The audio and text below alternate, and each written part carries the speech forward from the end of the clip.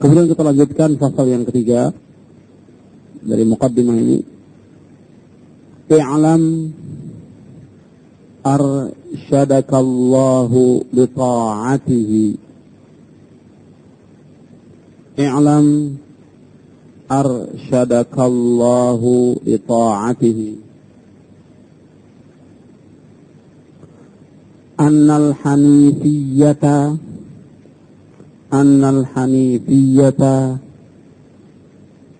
millata Ibrahima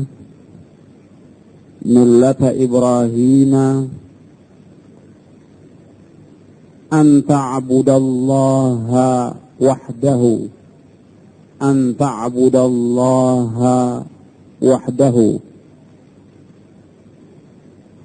mukhlishan lahud-dina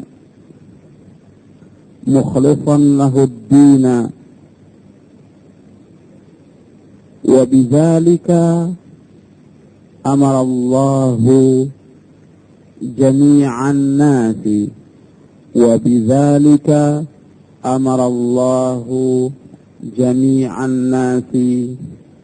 wa khalaqahum laha. I'lam, ketahuilah, arsyadakallahu li ta'atihi, mudah-mudahan Allah membimbing kamu untuk taat kepadanya. Ketahuilah, mudah-mudahan Allah membimbing kamu untuk taat kepadanya kepada Allah. Ini doa dari seorang muallim kepada muridnya, seorang ustadz kepada tilmin, kepada muridnya. I'lam arsyadakallahu li ta'atih, mudah-mudahan Allah membimbing kamu untuk taat kepadanya, kepada Allah. Annal hanifiyah, bahwasanya hanifiyah milahnya Ibrahim. Hanifiyah itu ajaran yang condong dari kesyirikan, ajaran yang berpaling dari kesyirikan menuju kepada tauhid. Hanif itu artinya ajaran yang berpaling dari kesyirikan menuju kepada tauhid. Itu hanif. Hanifiyah yaitu al-ma'il anisyirk qasdan ila tauhid. Jadi berpaling dari kesyirikan dan menuju kepada tauhid. Bahwasanya hanifiyah berpaling dari kesyirikan menuju kepada tauhid itu adalah milahnya Ibrahim. Milah artinya ajaran, agamanya Ibrahim. Bagaimana milahnya Ibrahim? Dijelaskan di sini milahnya Ibrahim yaitu an ta'budallaha wahdahu mukhlishan lahud-din. Engkau beribadah kepada Allah semata. Engkau beribadah kepada Allah semata dengan ikhlas karena agamanya. Engkau beribadah kepada Allah semata dengan ikhlas karena agamanya. Wabidzalika, dan demikianlah, wabidzalik, dan demikianlah, amarallahu, Allah memerintah, jami'an nasi, semua manusia, wa khalaqahum laha, dan Allah ciptakan mereka untuknya.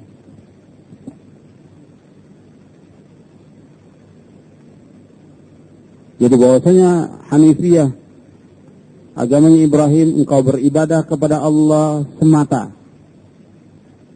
dengan ikhlas karena agamanya. Demikianlah Allah memerintahkan semua manusia dan Ia menciptakan untuknya, menciptakan mereka untuknya. Untuk apa? Untuk beribadah hanya kepada Allah saja. Dan haknya kembali kepada ibadah lillahi wahdah. Laha ay ibadah lillahi wahdah, yaitu beribadah hanya kepada Allah saja. Kama qala ta'ala wa ma khalaqtul jinna wal insa illa liya'budun. Sebagaimana Allah Ta'ala berfirman,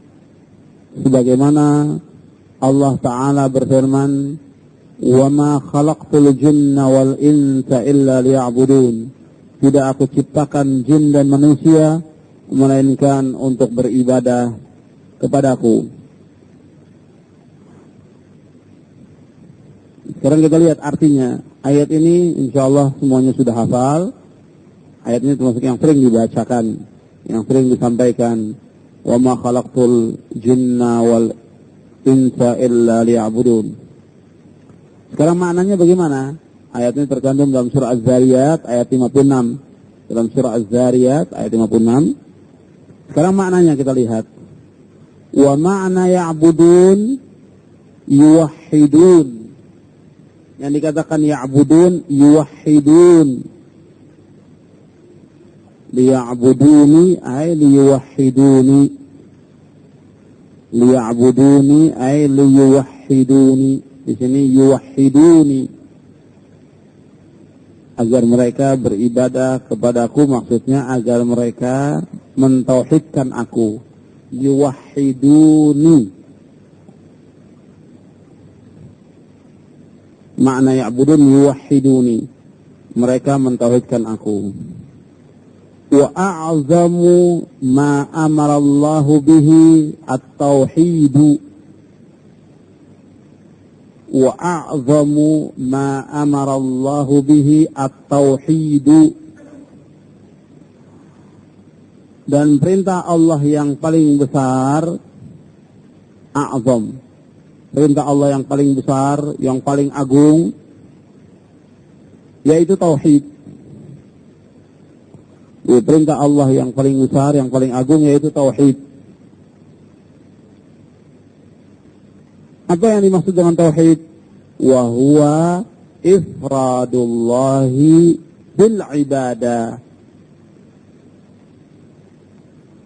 Yaitu tauhid itu beribadah hanya kepada Allah. Ifrad itu artinya menunggalkan Allah. Allah itu satu, gitu. Dalam ibadah hanya Allah saja, gitu. Jadi maksudnya wa huwa ifradullah bil ibadah artinya beribadah hanya kepada Allah. Jadi kita artikan ifradullah bil ibadah, beribadah hanya kepada Allah. Yang dikatakan tauhid itu ialah beribadah hanya kepada Allah. Wa a'zamu ma naha anhu, wa a'zamu ma naha anhu, larangan yang paling besar. Larangan yang paling besar yang Allah larang kepada hambanya, yang paling besar. Larangan yang paling besar, a'zamu ma naha anhu, arti larangan yang paling besar asyirku, yaitu syirik. Itu larangan yang paling besar, yaitu syirik. Wa huwa da'watu ghairihi ma'ahu. Wa huwa da'watu ghairihi ma'ahu. Yaitu beribadah. Dakwah di sini bisa berarti doa, bisa juga berarti beribadah. Beribadah kepada selainnya bersama Allah. Beribadah kepada selainnya, ghairihi, kepada selainnya, ma'ahu, bersamanya, bersama Allah.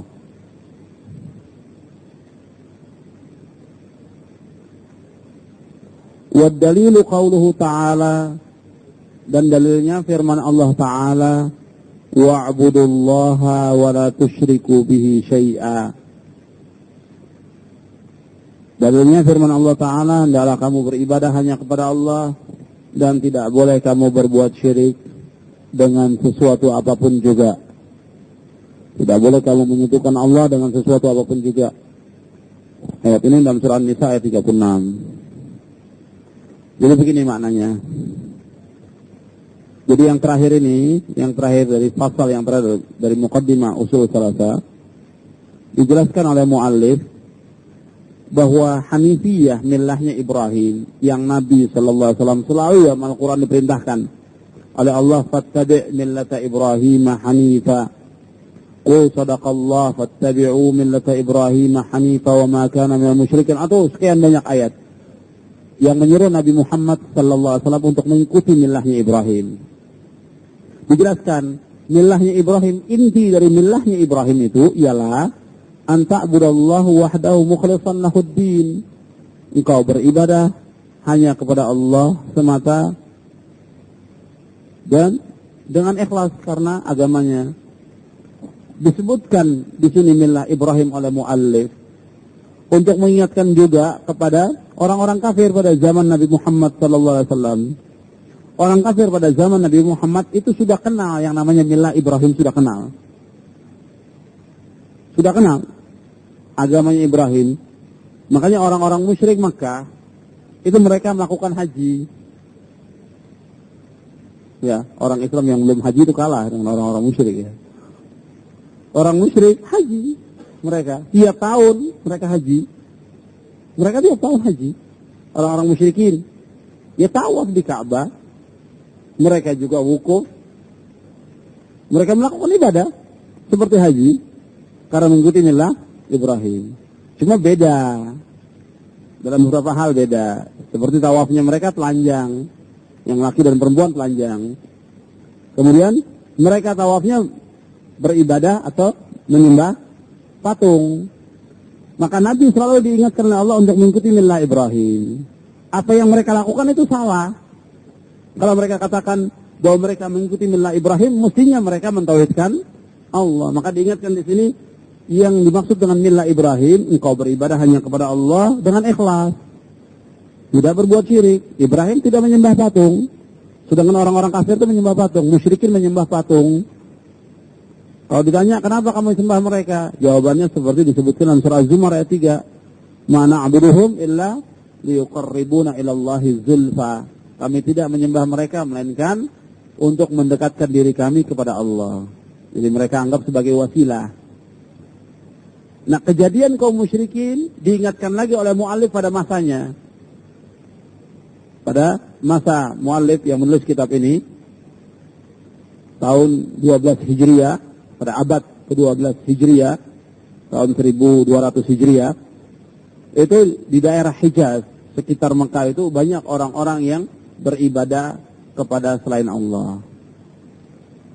Seperti yang kita lihat sekarang di dunia Islam, kecuali di Hijaz, artinya di Makkah, Madinah, itu bersih sudah. Jadi pada waktu itu, pada mu'alif menulis kitab ini, itu kubur disembah, kubur dibangun, dipasang kelambu, dipasang segala macam. Kemudian pohon disembah, batu-batu disembah. Nah, diingatkan lagi kepada mereka, bukan demikian beribadah kepada Allah. Beribadah kepada Allah itu, yaitu hanya kepada Allah saja dan tidak boleh menyembah kepada yang lainnya. Meskipun mereka jadikan sebagai wasilah, yang sampai hari ini masih ada, tapi tidak di negeri tauhid. Kita lihat mereka menjadikan kiai atau wali atau habib atau orang yang dikubur itu sebagai wasilah kepada Allah. Pada hakikatnya mereka beribadah, menyembah kepada kubur-kubur itu. Ini yang demikian syirik. Nabi Muhammad SAW disuruh mengikuti millah Ibrahim. Dan umat Islam juga disuruh mengikuti millah Ibrahim.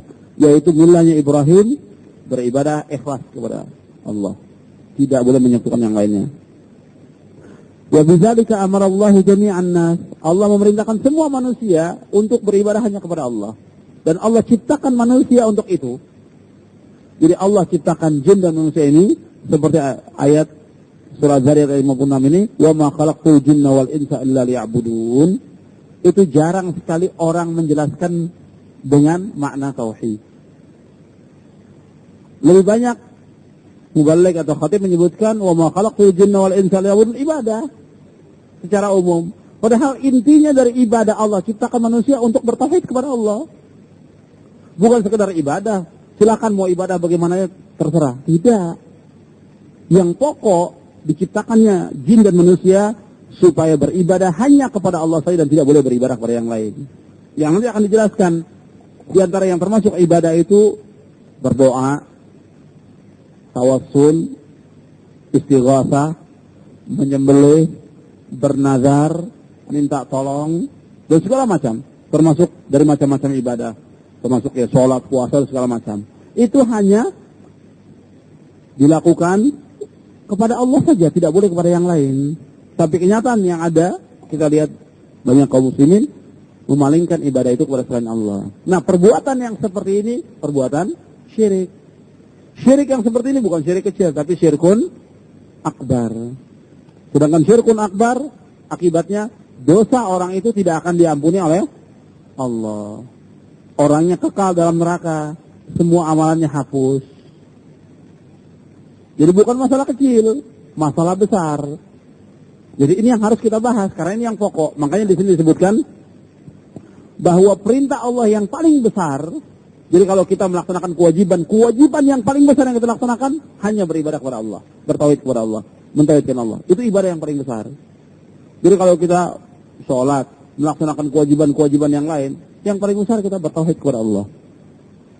Seandainya seseorang ada masuk Islam, kemudian dia bertauhid kepada Allah, kemudian meninggal dunia, jannah balasannya, surga. Masuk Islam, mentauhidkan Allah, tidak beribadah kepada yang lain, kemudian meninggal dunia, jannah. Kalau dia bertauhid kepada Allah. Karena fadilah daripada tauhid. Seperti disebutkan dalam hadis yang diistilahkan dengan hadis qudsi yang diriwayatkan oleh Imam Tirmidzi.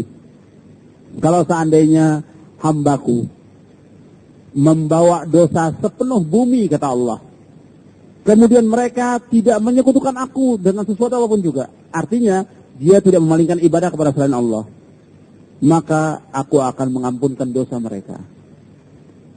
Itu fadilah daripada tauhid.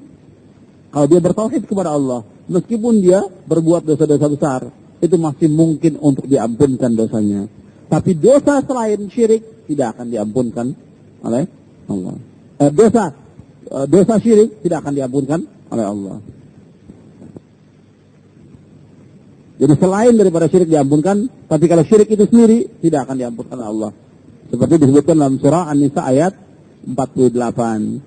Innallaha la yaghfiru ayyushraka bihi wa yaghfiru ma duna dzalika liman yasha wa man yusyrik billah faqad iftara itsman 'azima. Sungguhnya Allah mengampuni dosa. Sungguhnya Allah tidak akan mengampuni dosa orang yang berbuat syirik. Sungguhnya Allah tidak mengampuni dosa orang yang berbuat syirik, dan Allah mengampuni dosa selain itu. Dan barang siapa berbuat syirik, maka dia telah mengadakan dosa yang besar. Dalam surah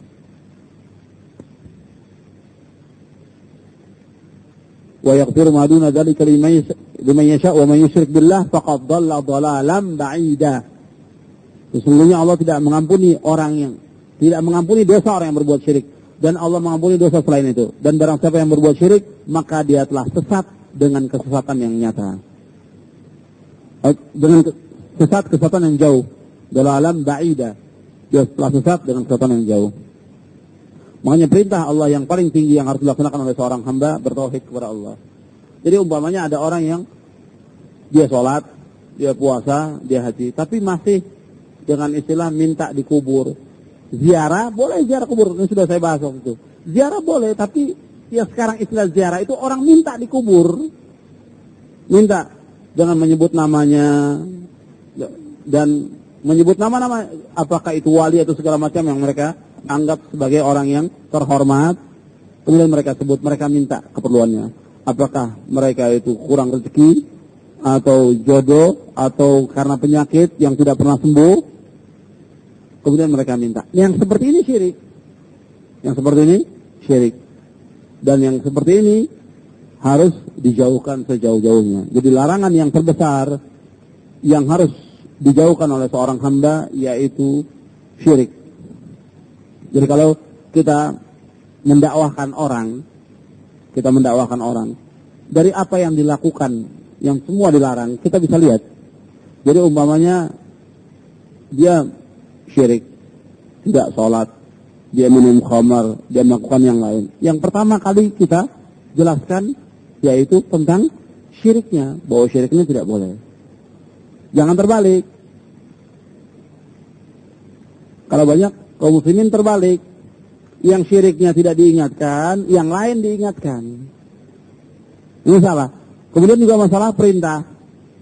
Perintah juga begitu. Dalam masalah perintah, yang pokok, yang pertama tauhid. Sebelum yang lainnya. Maka itu yang harus kita anjurkan orang bertauhid. Suruh ngaji, ya ngaji tentang masalah akidah. Itu yang pokok sebelum yang lain. Karena yang demikian ini fardu ainin. Saya sudah jelaskan dulu. Fardu itu ada dua. Ada fardu ain, ada fardu kifayah. Yang banyak dituntut oleh kaum muslimin, fardu kifayah. Fardu ain itu sisa-sisa waktu. Fardu ain kalau sudah ngantuk, capek, baru melaksanakan fardu ain. Jadi kalau yang kifayah, nomor 1. Itu yang terjadi di kalangan kaum muslimin. Jadi tentang dalil bahwa kita tidak boleh berbuat syirik, ini salah satu ayat dari sekian banyak ayat. Hendaklah kalian beribadah kepada Allah dan tidak boleh menyekutukan Allah. Dalam surah An-Nisa ayat 36. Dan surah yang lain, ayat yang lain yang sering dibawakan dan insyaallah hafal ayat. Dalam surah Al-Isra, surah 17 ayat 23. Wa qadha rabbuka alla ta'budu illa iyyah wa bil walidaini ihsana. Itu kaitan juga dengan orang tua. Wa qadha rabbuka alla ta'budu illa iyyah. Dan Allah telah mewajibkan kepada kamu tidak boleh kamu menyembah, tidak boleh kamu beribadah melainkan hanya kepada Allah. Wa bil walidaini ihsana, dan hendaklah kepada orang tua itu kamu berbuat baik. Dalam surah Bani Israel, surah Al-Isra 17 ayat 23. Jadi ini yang pokok dakwahnya atau millahnya Ibrahim, dan ini yang pokok dari dakwahnya para nabi, para anbiya, dakwahnya ini agar umatnya bertauhid kepada Allah